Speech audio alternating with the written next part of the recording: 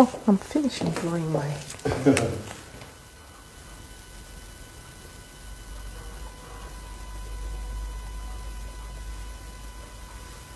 I'm a good artist, eh?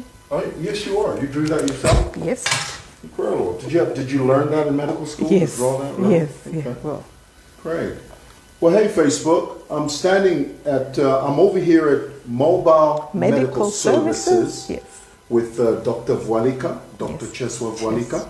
Yes. And as we talked about, today we're going to have a very brief conversation about prostate cancer. First of all, Doc, yes, can we talk about the pronunciation? Because many people say prostate. What is it? Which one is it? Prostate cancer. Prostate. Yes. So there's only one R. There's only prostate. One. Prostate. Okay, so it's prostate cancer. Yes. And where is the prostate located? And tell us about this. You've got a drawing there. Yes. Doc, go for it. I decided to make a drawing because I thought just explaining it with words might be quite difficult. So here we have the male reproductive organ, and very clear. We have the bladder there, we've got the penis, we've got the testicles, the scrotum, we've got the connection between, from the bladder out to the penis, we've got the urethra. That's where the urine passes. So underneath the bladder, we have this organ, or this part, which is called the prostate gland. Okay, so this is where the prostate sits. And the books will say it's the size of a walnut. But you know we don't have many walnuts here. So what I decided to do was to get a size. This is like an onion, but this is, similar to the size of the prostate gland. So it's a small organ which is very important, and it sits just under the bladder. And you may want to ask, what is its function? It produces a fluid which is very important because that fluid nourishes the sperms that are produced here in the testicles. They come up there and they are stored in the seminal vesicle there. So it produces a fluid that nourishes and protects the sperms as they move out during an ejaculation. So we are talking about the prostate gland. So when we talk about prostate cancer, cancer is the growth of abnormal cells in any part of the body. So today we're going to talk about the growth of abnormal cells in this part of the body known as the prostate gland. And clearly we're talking about men today. Yes. Well, let me ask you this, doctor, Yes. because, as a layperson, let's say you go to the hospital and the doctor says to you, your prostate gland is slightly enlarged. Exactly. And you're 50 years old, and he says something like, at your age, this is sort of normal, but still have it checked out. Okay. Should a patient be worried when a doctor says that to them? All right. So if you notice the place where the prostate sits, it's the urethra passes through it. So when it enlarges, there are chances of it pressing onto the urethra, and that may cause problems, especially with emptying of the bladder. So some of the symptoms that may come through is that a person may have difficulties in emptying this bladder. So they will have difficulties at the beginning and at the end. Depending on the extent of the damage there may be blood in the urine. There may be blood in the semen. Okay? So these are some of the problems that can come through. There may also be problems during erections. A person may have erectile dysfunction. They may not be able to have that erection. So all these, depending on the extent, that is the reason why the doctor may say it is enlarged, but maybe not causing all these symptoms that I have spoken about. So that's the reason why they may ask you to go back and change. They'll probably put you on medication that can shrink the prostate gland. And as long as you're not having those uncomfortable symptoms, you may be told to hang on and wait. Yes. Interesting. So there is medication for this? There is medication. What type of medication, doctor? There are different types of medication depending on the extent. And here, when we talk about the enlargement, it can be caused by non-cancerous cells that have grown, or it can be cancerous. So if we're talking about cancer, prostate cancer, there are different types of treatments that are there. Of course, depending on the extent, the size. So first, we have, you can be given some medication that can shrink the tumor. So there can be oral drugs that can be given. Surgery can also be performed where they cut out the bad part. Yeah, and the earlier you go there, the better. So surgery is also another method. Then you can have radiotherapy. Radiotherapy, this is where rays are sent and directed to the bad cells so that the bad cells are destroyed. And the tumor is eventually destroyed and all the bad cells come out. Then there is also chemotherapy where chemicals, most of the time it's can be injected, or it can be, medicine that is used that goes and targets the cells, the bad cells, the cancer cells. So there can be medicines that shrink the tumor.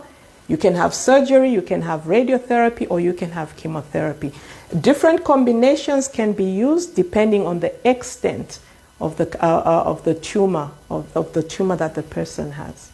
Tell us about the test. Someone walks in and says, I'd like to be tested for this. Tell us about the procedure. The procedure. There are different tests that can be done for a person who has the symptoms that I spoke about. Okay. And first, the important thing is to talk to the person, find out what they're going through. But one of the old tests that we knew was where the doctor gloves up, and I'm sure you can see that this is the rectum, right? This is the rectum, and the rectum, the doctor is able to put on the gloves and put their finger, and they'll be able to touch the prostate because it's very near, and they'll be able to feel the roughness or the growth. They'll be able to tell whether the prostate gland is enlarged or not. Just by feeling up there? Exactly. Just by feeling up there, we were trained to be able to check the size, the normal size, and whether there are bumps or it's enlarged. And also pain, as you're touching it, the patient may be able to elicit some pain there. So that's one of the gold standard methods.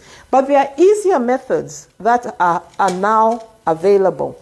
We've got the rapid tests where we're able to just have through a finger prick, a drop of blood there. You need to raise it a bit. Raise it, yeah. Okay. So we can check for what we call the PSA, which is the prostate-specific antigen.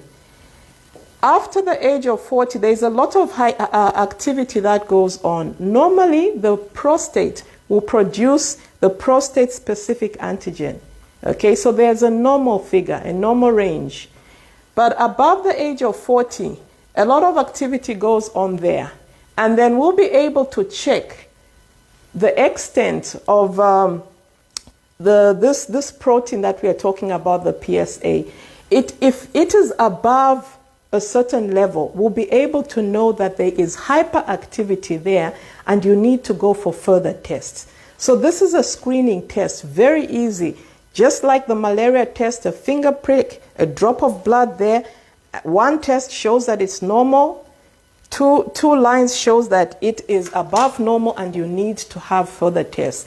Once this is positive, we probably will send you to a urologist who will do all the tests that need to be done. They'll probably do the rectal exam if they have to. They can do an ultrasound just to check, because then they'll be able to see exactly what is going on in there.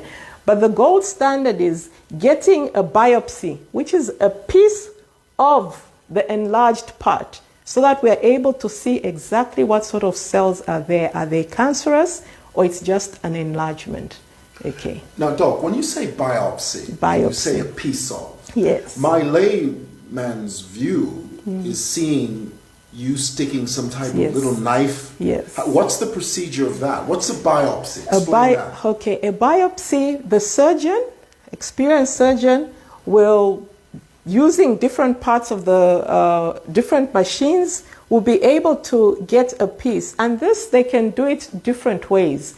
But most of the time is to try and be as non-invasive as possible, meaning they don't want you to cut a big part of it. So it can be through the rectum just to get a piece, and usually it's delicate machines that will, instruments, not machines, that will just go in, get a piece, get it out, send it to the lab. Sometimes they will go through the urethra. Goodness. Yes. That sounds painful. Flexible, get a piece, or from the abdomen, get a piece and send it to the lab. Now, have they placed you under for this? Yes. Are you under anesthesia? Normally, they would put you under anesthesia, but it also depends on the extent and how deep and the position where it's at.